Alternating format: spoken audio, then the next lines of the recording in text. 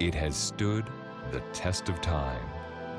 God's book, the Bible, still relevant in today's complex world.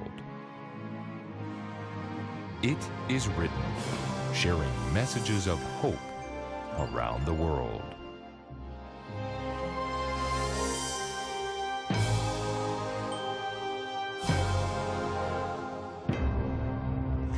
Welcome again, and thank you for joining us on It Is Written Canada.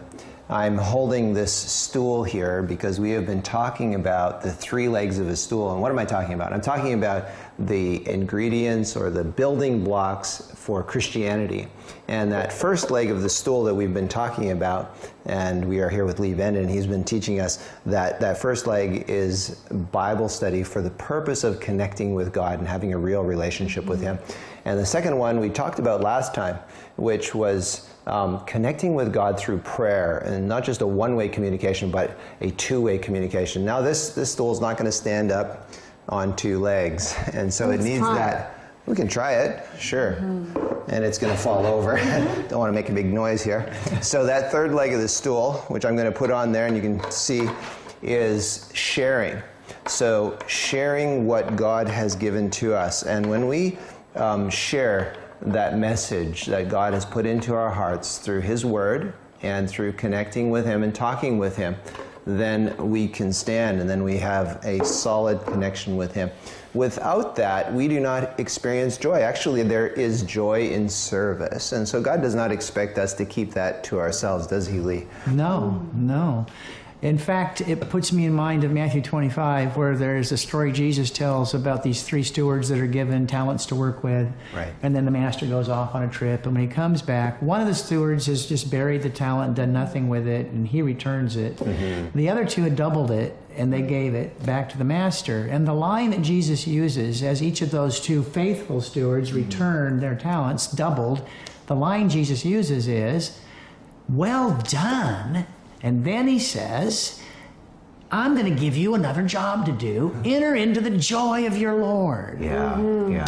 And then he tells the other guy, "Out of here." Yeah. And the guy ends up losing out on the joy of the Lord. In fact, they take the talent from him that he had done nothing with, and they give it to one of the other guys. But the concept was he gives them more work to do. Yes. And calls it joy. Yeah. So either you use it or you lose it. That's it fits perfectly. Yeah. So I know you have had experiences with people who you have had the opportunity to guide and lead them to the Lord. Can you think of one that really speaks to this? You know, someone who has had that connection with Jesus through His Word, through prayer, and then his greatest joy was in service. The joy of the Lord concept.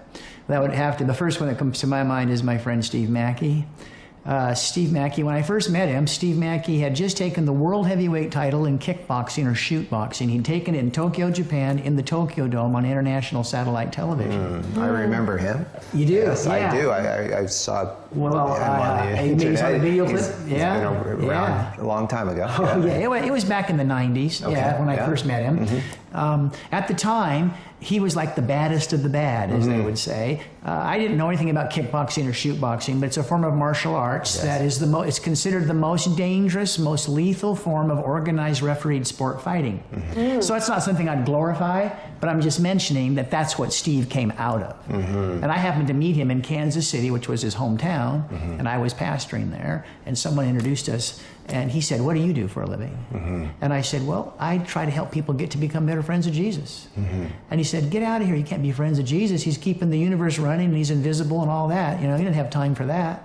I said, "Oh no, he's dying to be friends." He goes, how do you get to be friends with him? And so I told him about the three legs of the stool. I said, "You know what? If you would open up a Bible to one of the Gospels, like the Gospel of John, say a prayer that you want to meet him there, and that you want your heart touched and stirred, that you want him to take you into a deep experience that's real and tangible," I said, "He'll do it." And Steve Mackey said, "I'll go get a Bible, I'll buy a Bible, and I'll try that."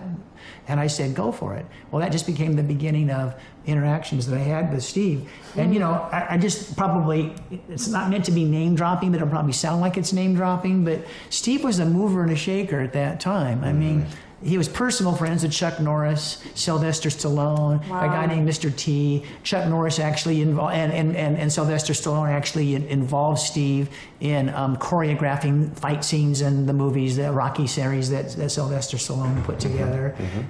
So, you know, he had this reputation. Oh, and then incidentally, just about 3 years ago, Steve was inducted into the Martial Arts Hall of Fame, and Chuck Norris was the one that gave him the honors and so on. Wow. So, you know, he had that reputation. Well, he started reading the Gospel of John, and Jesus said, if I am lifted up, I'll draw you to myself. And oh man, amazing things began happening. And Steve, sort of a long story shortened there, Steve actually became a member of our congregation. He became the leader of our youth department. They thought, how cool is this to have Steve Mackey be our youth director? And if Steve needed their attention, he'd tell them in the Bible it talks about the laying on of hands. They would pay attention. But such cool things began happening in Steve's life that he had story after story to tell about God transforming him. In fact, I saw him interviewed on nationally syndicated sports television after the fight, and after he'd become a Christian. And one of the things that the interviewer said was, so Mr. Mackey, when and where are you going to defend the world heavyweight title? Because obviously the title is meant to be challenged. And Steve said, I won't be defending it. He said, I've become friends of the Lord Jesus Christ, and he's taken the fight out of me. And then he said, I work for my boss now. And he went like that on nationally syndicated sport television. I thought, how cool is that? That is cool. That's amazing. Well, there was a woman named Jeanette Johnson. She was writing a book called Paint Your World with Love, and she wanted to include some of the stories of what God had been doing in the life of this kickboxer. So she asked Steve if she could, and Steve said, if you think it'd be of any value to anybody, you're welcome to use my story and what Jesus has done. So she did the book, published it. People began reading the story and thinking, wow, how cool what God's doing. And then Steve started getting invitations to go places and tell people what God was doing in his life. Yes.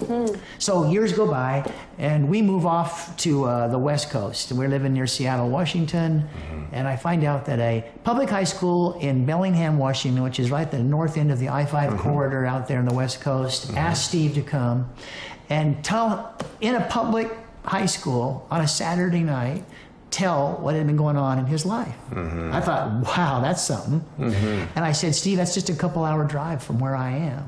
So I will come up, and Margie and I will take you to the airport on Sunday because you're going to have to fly home again. That will give us a chance to spend some time together. So I drove up and got there in the evening on Saturday. It was a Saturday thing. And the parking lot was jam-packed, and the auditorium was completely filled because Steve was well-known. And so I went around looking for him before it started just to say hi, and he was crying over in a corner by himself.